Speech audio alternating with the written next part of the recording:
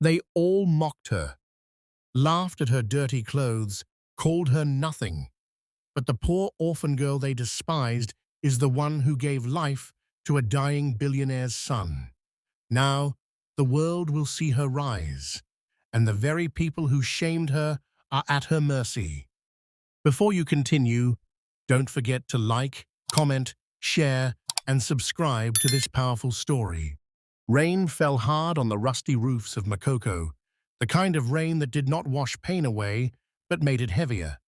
People ran for shelter, everyone except the girl. Her name was Lydia.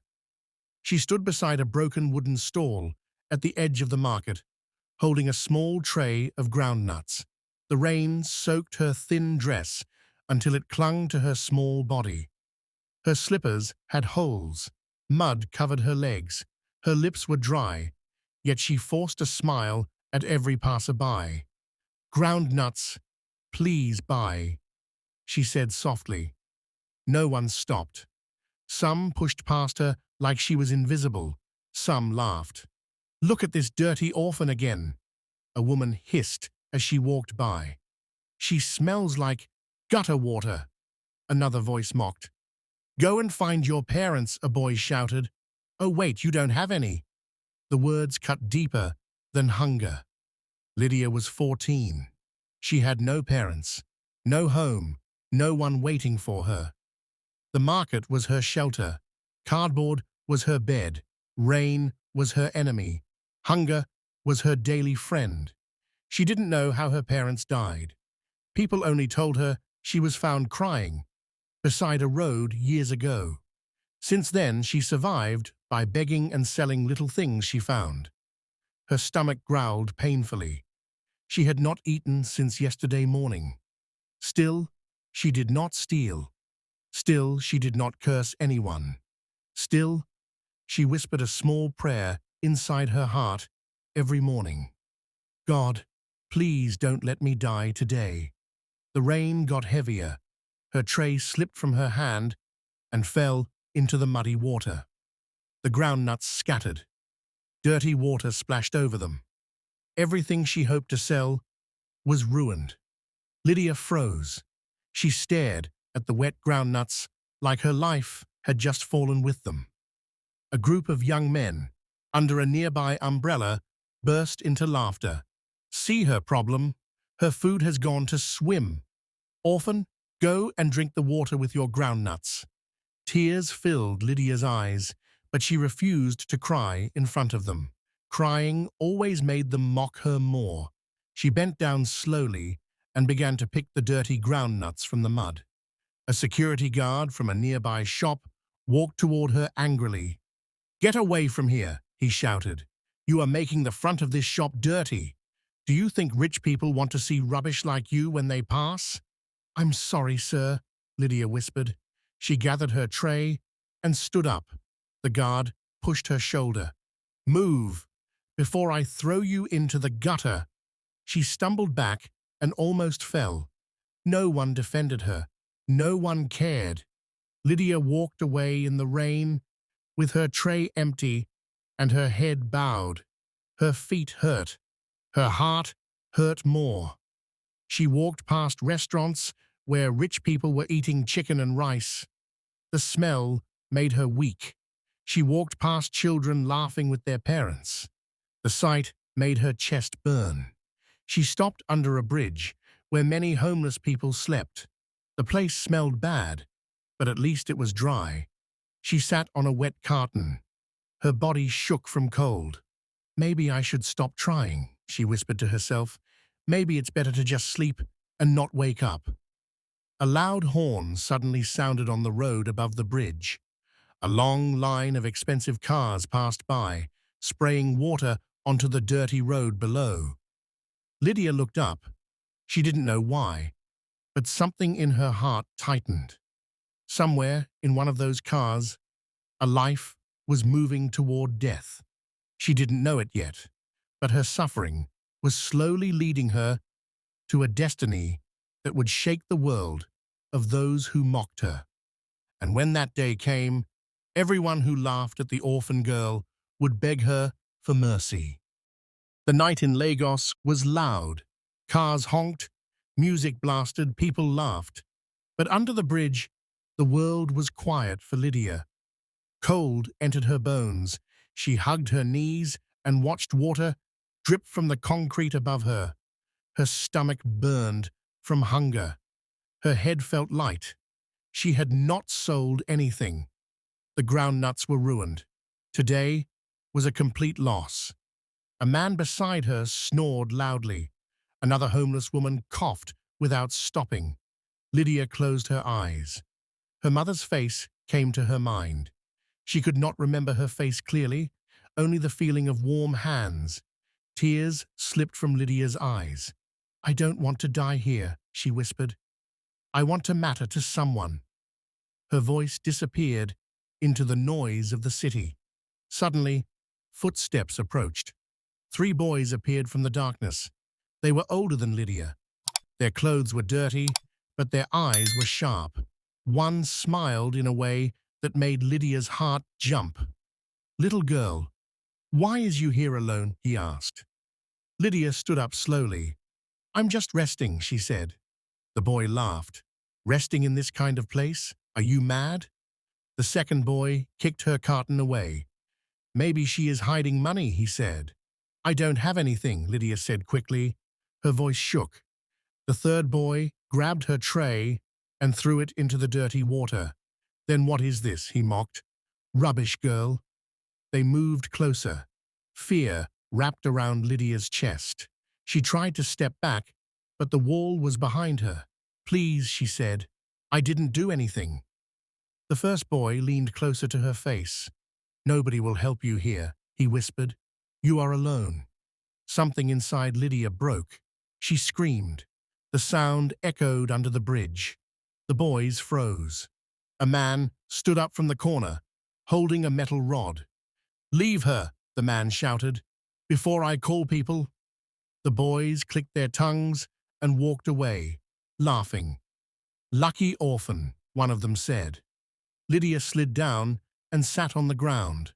Her whole body was shaking. The man with the rod looked at her. "Child, this place is not safe for you," he said. "You should go somewhere else." "Where?" Lydia asked. The man had no answer. When morning came, Lydia left the bridge. She walked until her legs felt weak. She reached the bus park. The smell of fuel and fried food filled the air. People rushed around her. She saw a woman drop a small bag of oranges. Some rolled to Lydia's feet. Lydia picked one and ran after the woman. "Ma, your oranges," she said, holding it out. The woman looked at Lydia's dirty hands and face. She snatched the orange back. "Don't touch my things," she snapped. "You will bring bad luck to my business." People nearby laughed. Lydia's chest felt tight again. She walked away slowly. Her eyes landed on a hospital building across the road. It was big, clean, bright. Ambulances went in and out. For a moment, she stared at it. Something in her heart pulled her toward that place. She didn't know why. She only knew that her life felt like it was slowly running out of time.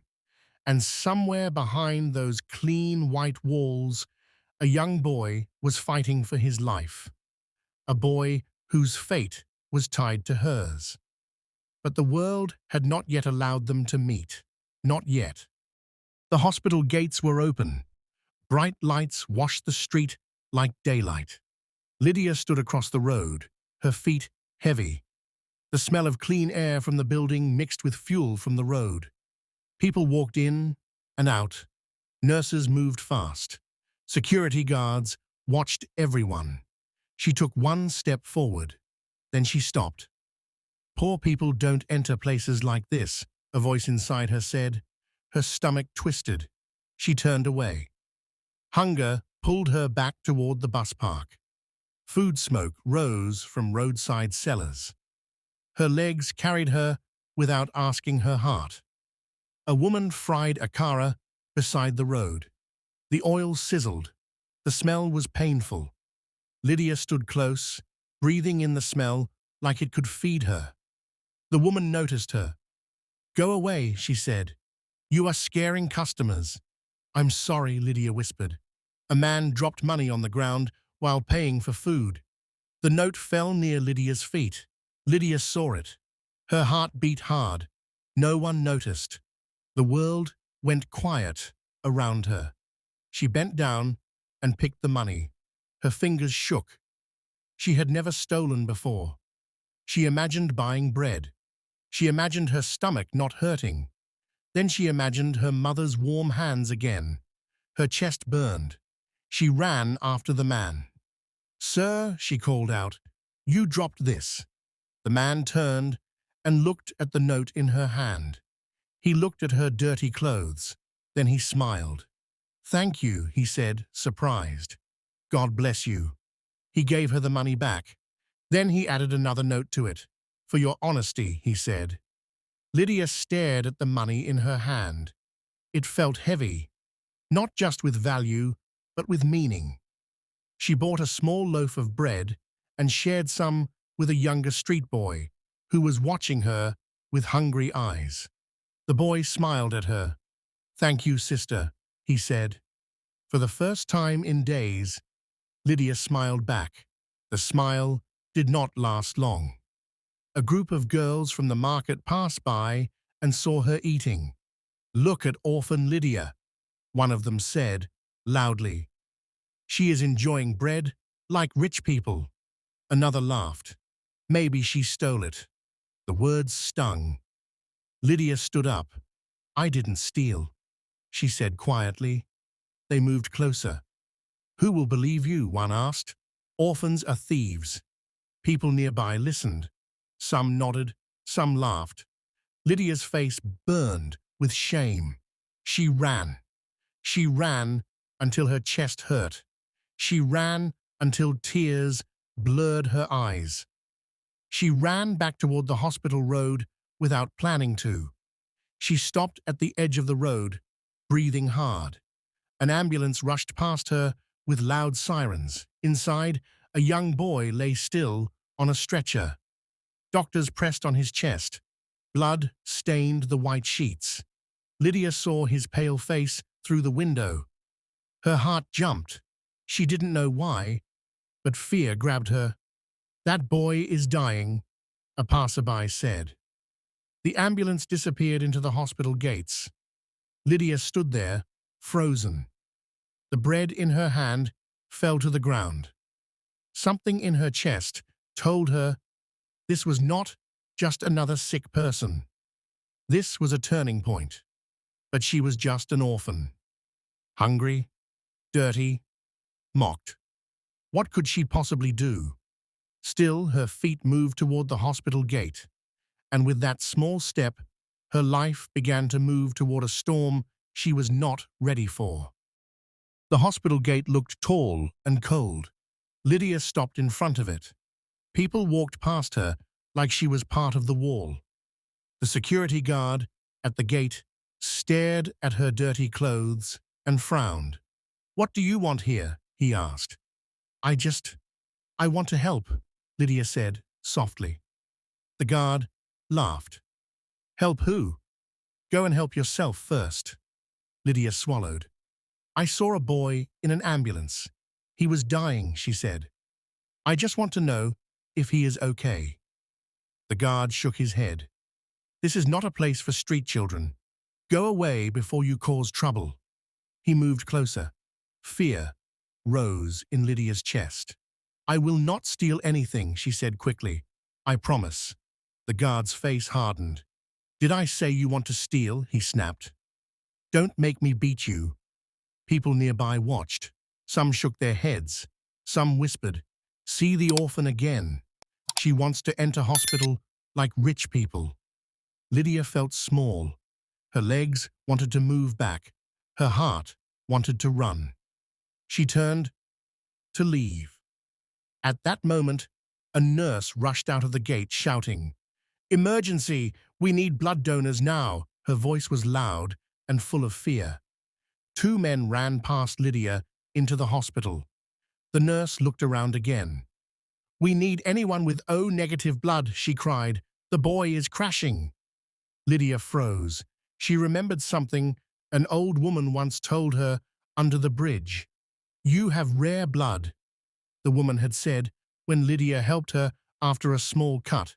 Your blood stopped my bleeding fast. Lydia didn't understand it then. Now her heart started beating fast. She stepped forward. I can give blood, Lydia said. The nurse looked at her from head to toe.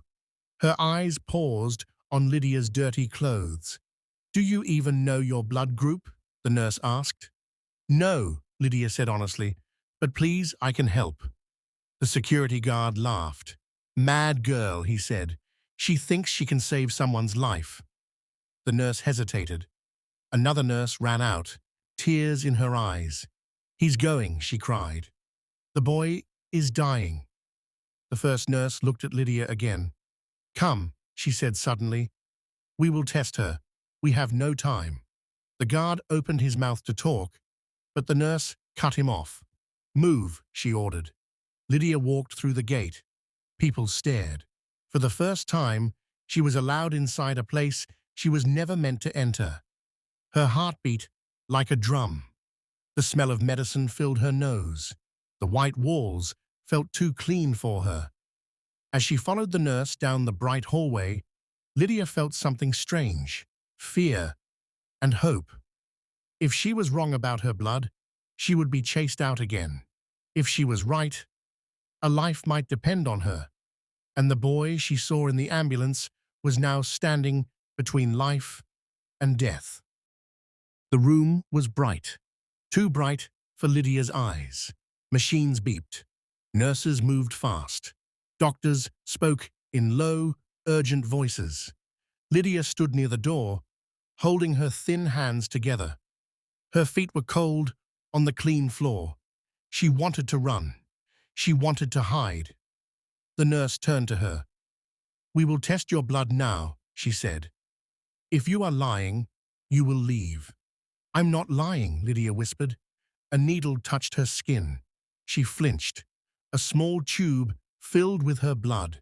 The nurse took it and rushed away. Lydia waited. Seconds felt like hours. The door opened. The nurse returned with wide eyes. She is O-negative, the nurse said. Match found. The doctor nodded quickly.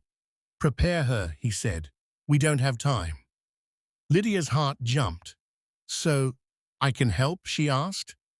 The doctor looked at her thin body. You are small, he said, but we will take only what is safe. Do you agree? Lydia nodded without thinking. She was led to a bed. They cleaned her arm. The needle went in. Pain shot through her. She bit her lip. The machine started to take her blood. Her head felt light. The room felt far away. She looked at the ceiling lights and tried to count them. 1, 2, 3. Her mind drifted. She remembered the bridge, the rain, the boy's laughter, the woman who pushed her away, the people who called her nothing. Tears rolled from her eyes and fell into her hair. Don't cry, a nurse said softly. You are brave. No one had called her brave before. The word felt strange in her heart. The machine beeped again. That's enough, the doctor said. They removed the needle. Lydia tried to sit up. The world spun. Lie down, the nurse said. You are dizzy. Lydia lay back. Through the glass wall, she saw doctors rush into another room with her blood. She saw the boy from the ambulance lying still. Tubes were in his body. His face was pale. Please live, Lydia whispered. I don't know you, but please live. Her eyes closed. When she opened them again, the room was quiet. A nurse sat beside her. You fainted, the nurse said. But you are okay. Is the boy? Lydia asked weakly. The nurse smiled. He is stable for now, she said. You gave him a chance. Lydia closed her eyes again. A chance. She had never been given one. Now she had given one to someone else. She did not know that the boy she saved was the son of a man who controlled cities with his money. She did not know that her blood had crossed into a life of power and wealth. All she knew was that her body hurt, and her heart felt strangely full. Lydia woke on the hospital bed. Her arm ached, her head throbbed. The nurse had left, and the room smelled of antiseptic and hope. She remembered the boy. He was alive. A small smile appeared on her lips. Then reality hit. She was still an orphan, still dirty, still hungry, still alone. The nurse walked in with a small bundle. "Here," she said softly, "a loaf of bread and water. You must eat something." Lydia took it silently, eyes watering. No one had ever cared for her like this before.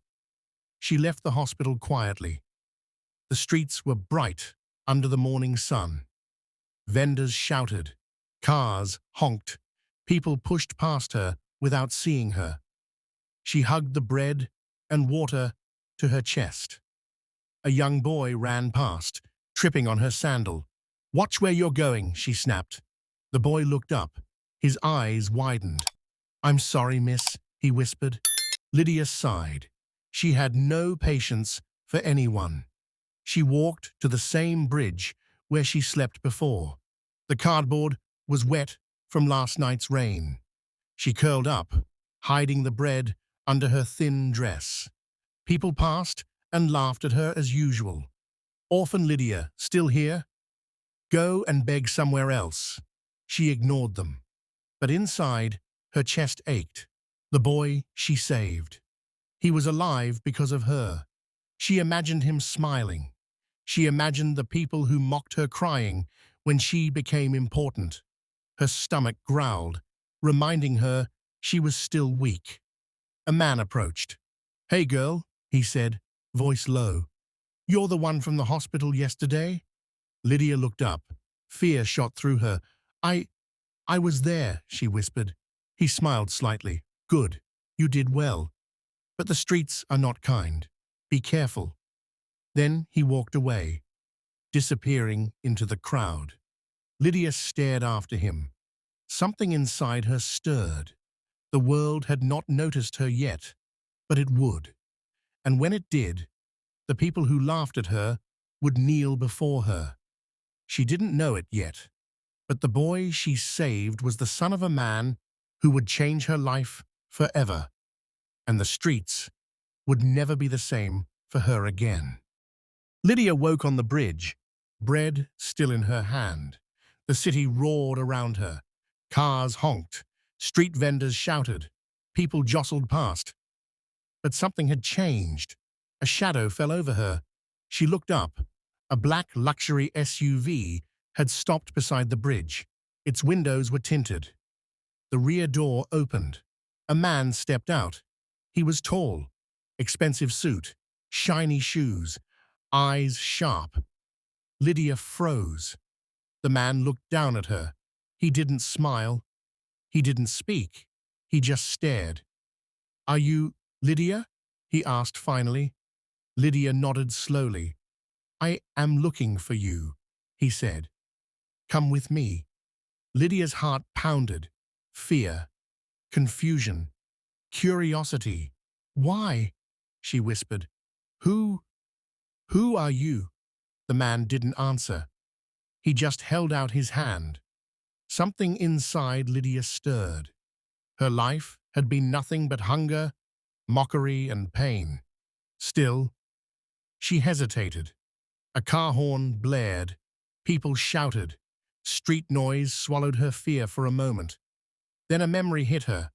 The boy she saved, alive because of her. Her chest rose. She could not ignore it. She took his hand. The man nodded. Inside the SUV, the world smelled of leather and power. Lydia looked around, eyes wide. She had never touched anything this clean, this rich, this enormous. The man spoke again. "My son, he's alive because of you." The words struck her like a thunderbolt. "Alive?" Lydia asked, voice trembling. "Yes," he said. "He would not have survived without your blood." Lydia's hands shook. She looked down at her thin, dirty dress. "Why? Why me?" she whispered. The man's eyes softened slightly. "You were the only one who could save him." Lydia wanted to speak, to cry, to run. But the car moved forward. She saw the streets pass by. Her home, her bridge, her market. Her world had always been small. Now it was opening to something unimaginable. Somewhere deep inside, she realized one truth. Everything she had suffered, all the hunger, all the mockery, had led her here. And the people who laughed at her would soon see her rise. The car stopped at a giant mansion gate. Guards in suits opened the doors. The man turned to her. "Welcome to the place where your life will never be the same," he said.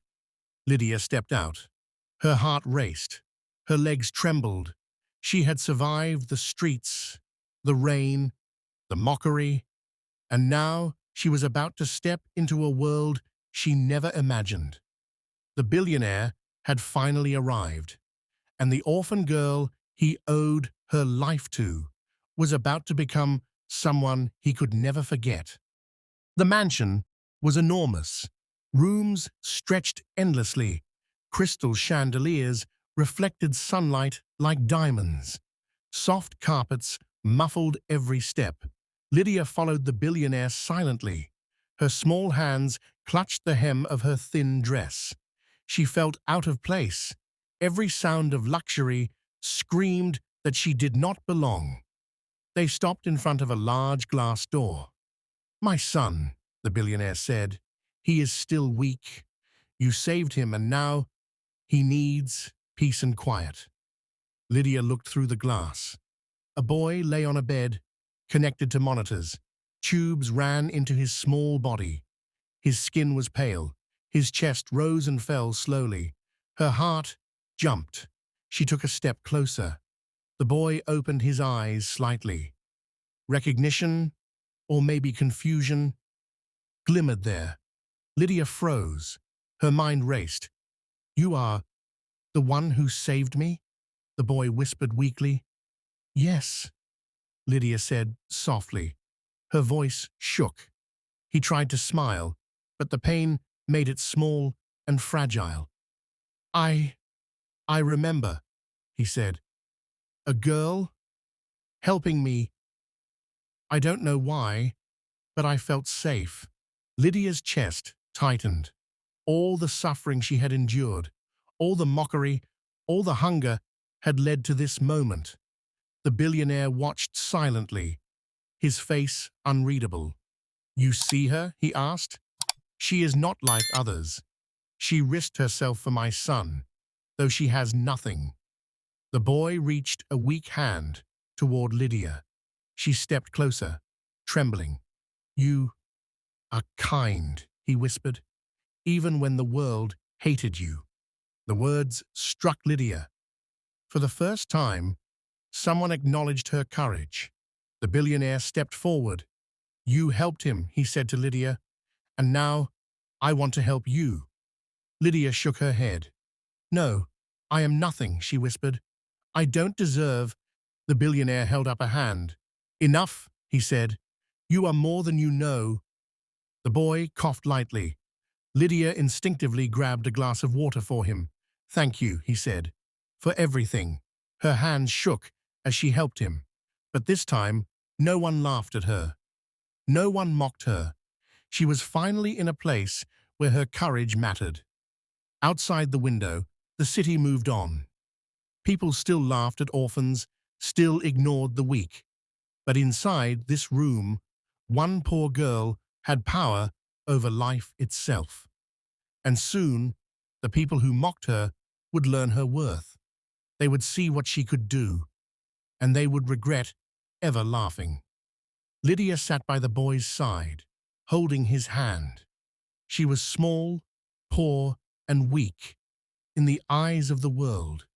But in this moment, she was everything. Lydia's hands still shook from helping the boy. She sat quietly, watching him sleep, his chest rising slowly. The billionaire entered the room, his tall figure casting a shadow across the floor.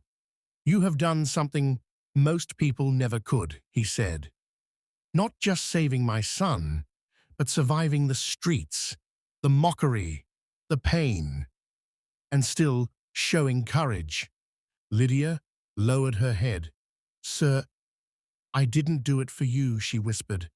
I, I only did what I could." The billionaire's eyes softened.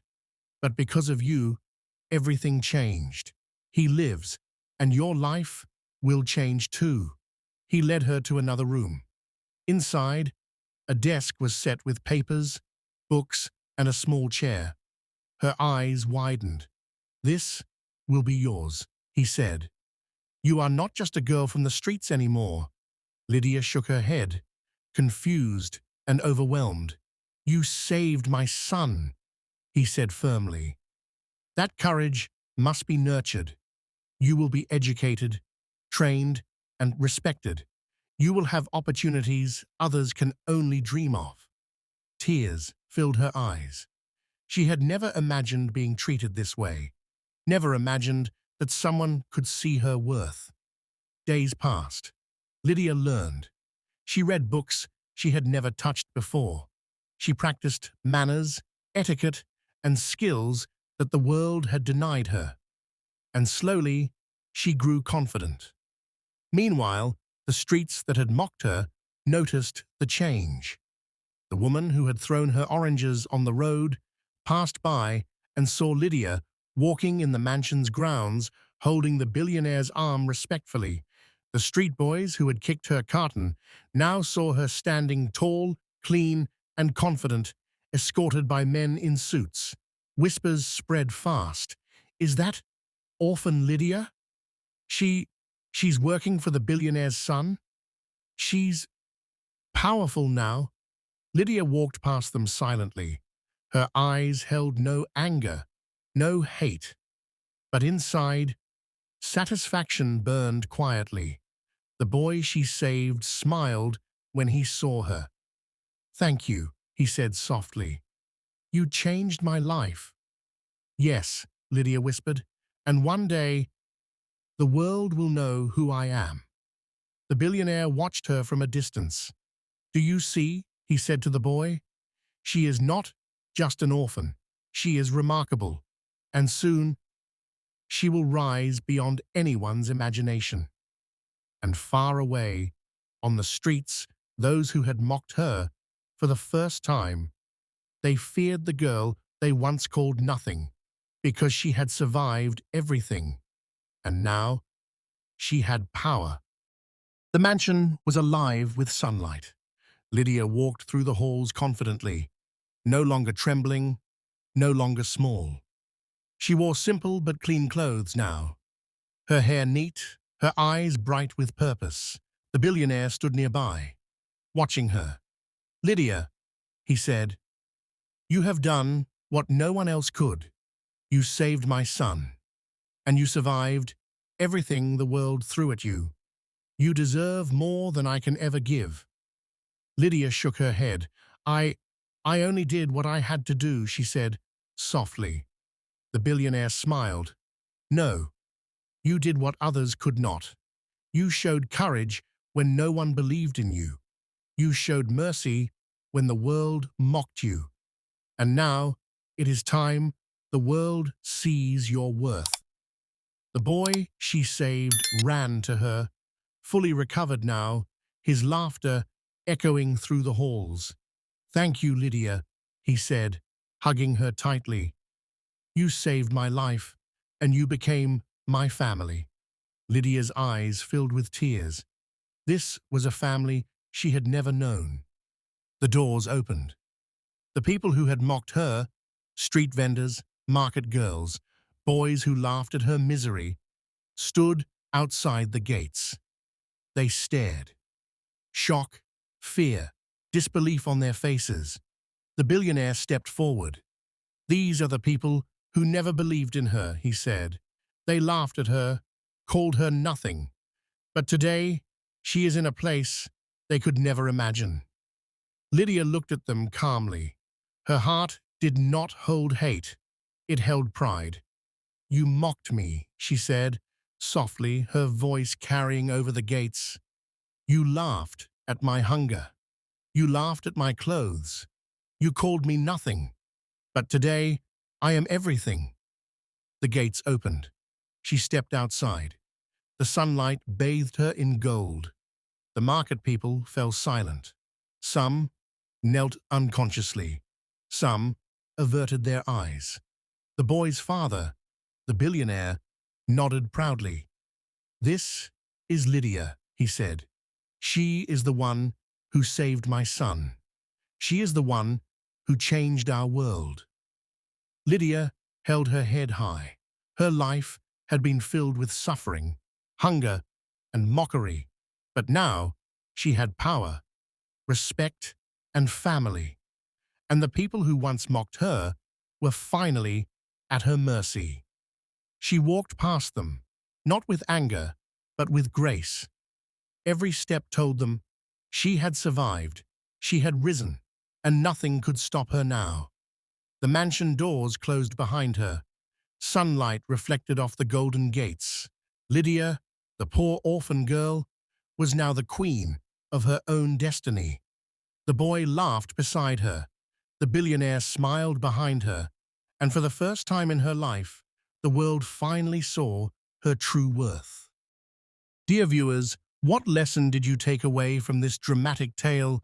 We'd love to hear from your thoughts in the comments below. If you enjoyed the story, give us a thumbs up, share it with your friends, and hit the subscribe button. Don't forget to turn on notifications so you never miss out on our latest updates. Thanks for watching and stay blessed.